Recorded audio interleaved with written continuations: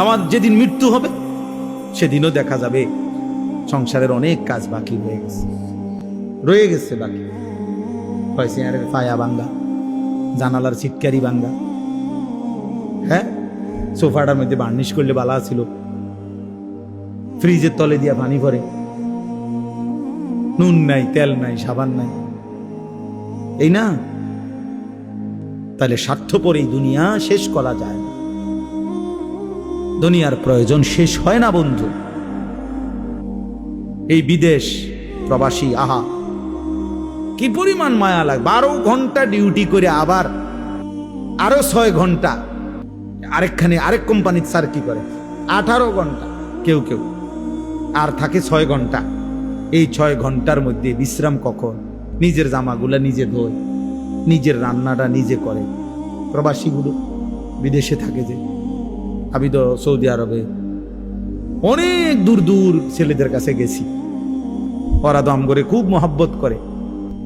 তাইলে এই নিজের রান্না নিজের, কত ছেলে যে বিশ্বাস করো ভাইয়া কি পরিমাণ কান্দে, আল্লাহর কসম। এটা যদি আমি দেখাইতে পারতাম। এখান থেকে এটা বিদেশ অনেক কষ্ট, এই কথাটা কইলো তুমি বুঝদা না ভাইয়া, অনেক কষ্ট। এটা কইলো তুমি বুঝদা না, এটা কইতে তো 1 মিনিট লাগছে, আর অনেক কষ্ট। বাস্তবতা হলো তার চাইতে অনেক বেশি কষ্ট। এই প্রখর রৌদ্রে, এই তীব্র রৌদ্রে, বিশেষ করে 12 ঘন্টা ডিউটি করে আসার পরে যখন একটা ছেলে বা একটা যুবক, তার একজন আপনজন কেউ নাই, আইসা নিজের 1 গ্লাস পানিটাও নিজে নিতে হয়, তো মনটারে হাহাকার লাগে যে আর কেউ তো নাই। অথচ 28 বছর বিদেশ করতেছে। এক ছেলে দেখা হইলো লাস্টের দিকে, ওই আমার দেখে জড়ায় ধরে কাঁদতেছে। আমি বললাম, বাবা তুমি আজ কতদিন হয়েছে আইসো? কয় হুজুর 3 বছর। এই শেষ আমার যে ছেলেটা খেজুর আইনা দিছে মদিনায়, ও ছেলেটা বলতেছে যে আজ 3 বছর হয়েছে বাড়ি থেকে আসছি, একবারও যাই নাই।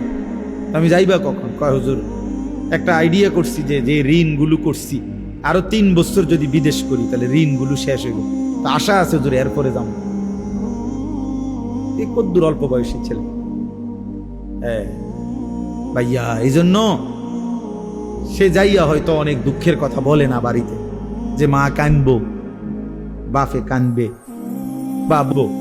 এই জন্য অনেকে অনেক নিজের দুঃখের কথা বলে না, কষ্টের কথা নিজেই হজম করে পড়ে থাকে। কিন্তু তীব্র কষ্ট কইরা বুকটা মাটিত লাইগা যায়, এরপরে 2টা টাকা জমাইয়া এরপরে বাড়িতে টাকা পাঠায়।